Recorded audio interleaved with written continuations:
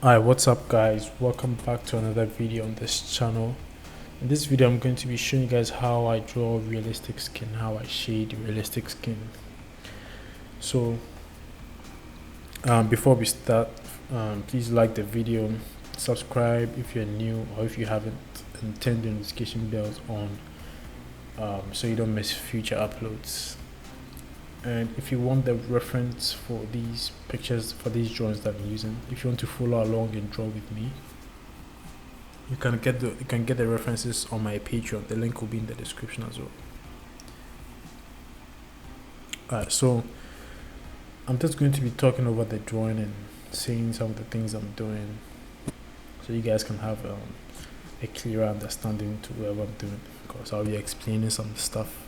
Most of the stuff is repeated, like it's just the same principles that I'll be using throughout the whole thing. So once I explain something once, you understand it, and you see me using that same principle on the other parts of the skin. So what you saw me do there was I was using my light grade of charcoal, the Jacquard charcoal. I was using the light grade just for a first undertone layer. Then I started to build upon that by increasing the grade of charcoal slightly, little by little, till I get what the desired tone that I want. And you can see me going back and forth with my paintbrush and my Q-tip. So I explained in yesterday's video that the paintbrush makes everything look softer. So when I want my skin tone to appear a little bit soft, I use the paintbrush. After I go in with the Q-tip, I use the paintbrush with some little powder on it just to soften everything out. And then you see me just going back and forth with it, trying to get the skin tone right, which is the most important thing. I always say this: don't focus too much on details yet. Just make sure you get your skin tones right, and then everything will come together. You don't even need details to make your drawing look realistic. You just need to get the right tonal values. So try and match your reference, steady your reference, look at the tones, compare the tones to each other, and then work your way around it and see how dark this area should be, how light this area should be. And those are the main factors that constitute to a realistic shading. So you can see how with the combination of the charcoal and the highlights, soften everything out, it's making the skin look like there's the light shining through it. There's a light reflecting off the skin, and it's because of how evenly I blend, and with the combination of the erasers and the pencils I use for detailing, which I'll explain as the video goes on, so you guys will see. So you can see I moved on to another area of the skin, and I'm using that same principle. I started off light with my Q-tip as a first layer, then I'm going to build on that with both the paintbrush and the Q-tip, just adding little more charcoal, increasing the grade little by little, just to get the tone that I want.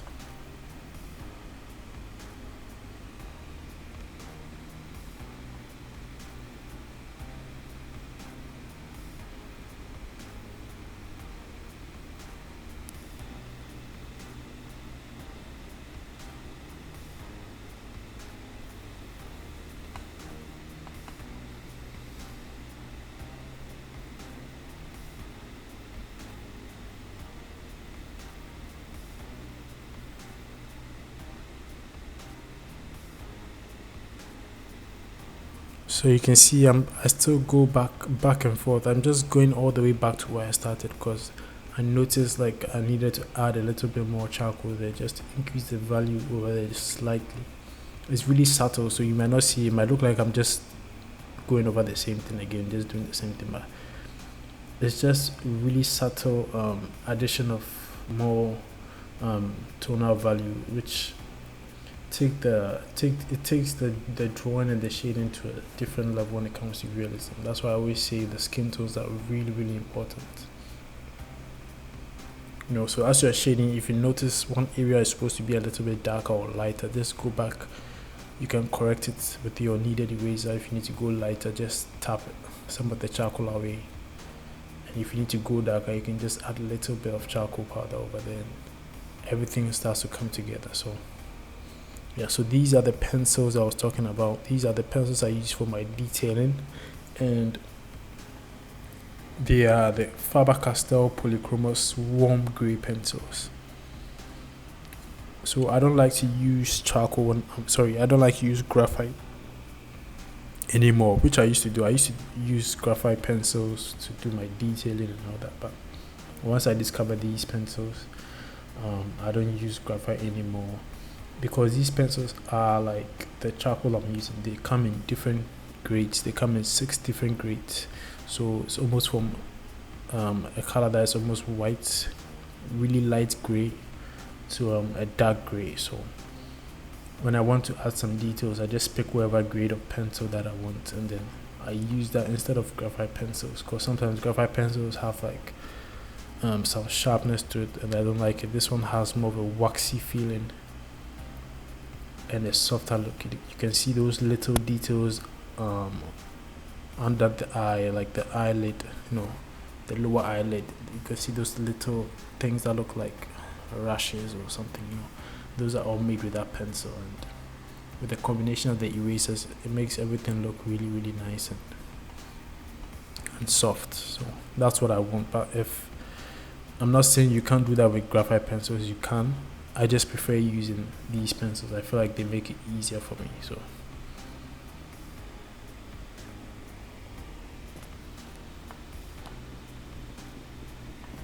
and again, all the tools I'm using are going to be in the description with the links as well. So you can, if in case you don't find that, if in case the link in the description doesn't work, you can just search the tool name on Amazon or any of your local art stores, and you find all these tools I'm using.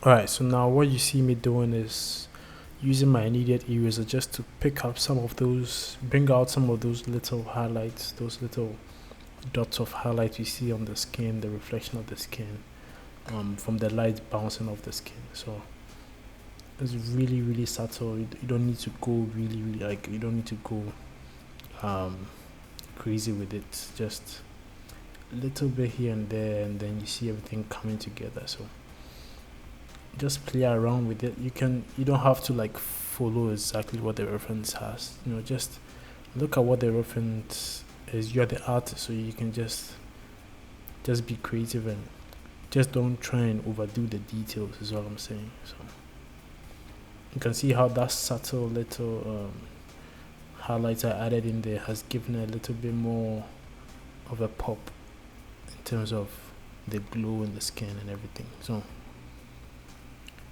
yeah, this is going to be the end of the video. This is part 1. I'll come up with part 2 in the next video, so subscribe if you haven't, and I'll see you guys in the next one.